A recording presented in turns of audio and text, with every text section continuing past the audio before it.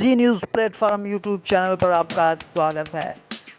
मैं हूं आपके साथ गुरदास सिंह और आइए अब बात करते हैं आसियान भारत वार्षिक सम्मेलन और 17वें पूर्वी एशिया शिखर सम्मेलन में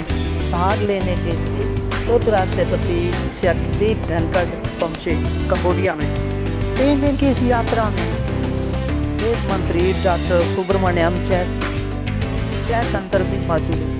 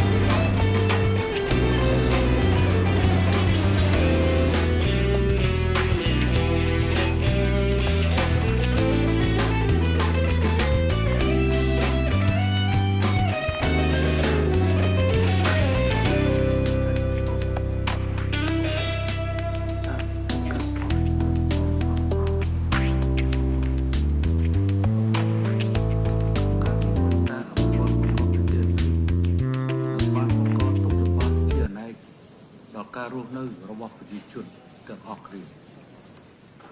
នេះជាការដាស់តឿនមួយផងដែរយើងត្រូវរួបរวมគ្នាក្នុងការថែរក្សាផលប្រយោជន៍រួមរបស់យើងដើម្បីកសាងអនាគតដ៏ត្រចះត្រចង់សម្រាប់អ្នកជំនាន់ក្រោយនិងត្រូវធានាឲ្យបានថាកិច្ចសហប្រតិបត្តិការរបស់យើងរឹងមាំជានិច្ចទោះស្ថិតក្នុងកលៈទេសៈណាក៏ដោយនៅក្នុងបរិការនេះកម្ពុជាក្នុងនាមជាប្រធានអាស៊ានជ្រើសរើសយកមូលបត់សម្រាប់ឆ្នាំនេះគឺអាស៊ានរួមគ្នាធ្វើដោះស្រាយបញ្ហាប្រឈមទាំងអស់គ្នានេះគឺជាបំណងប្រាថ្នារបស់យើងដើម្បីបំផុសស្មារតីការរួបរวมគ្នាទាំងនៅក្នុងក្របខ័ណ្ឌអាស៊ាននិងអាស៊ីបូព៌ាទាំងមូលសម្ដៅជំរុញការប្រកាន់ខ្ជាប់នៅស្មារតីពហុភាគីនិយមដែលបើកចំហនិងប្រកបដោយបរិយាបន្នភាពជាក់ស្ដែងនិងការគោរពគ្នាទៅវិញទៅមកនៅក្នុងការដោះស្រាយបញ្ហាប្រឈមនានាដែលគម្រាមមកលើអធិភាពនិងភាពជាយុទ្ធសាស្ត្ររបស់យើងនេះគឺជាសេចក្តីប្រាថ្នារបស់យើងផងដែរនៅក្នុងការ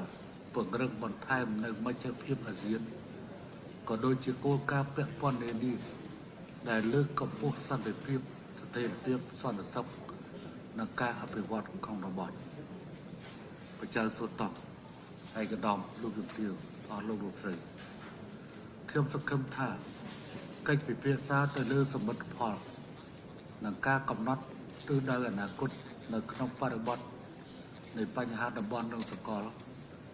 ដោយដែលខ្ញុំបានរៀបរាប់ខាងលើនិងប្រព្រឹត្តទៅប្រកបដោយភាពស្ថាបនានិងបើកចំហខ្ញុំមានសុទ្ធិនិយមទោះបីយើងមានភាពមិនចុះសម្រុងគ្នាខ្លះក៏ដោយក៏កិច្ចប្រជុំរបស់យើងនៅថ្ងៃនេះនឹងទទួលបានលទ្ធផលប្រកបដោយផ្លែផ្កាព្រោះយើងទាំងអស់គ្នាបានបង្ហាញ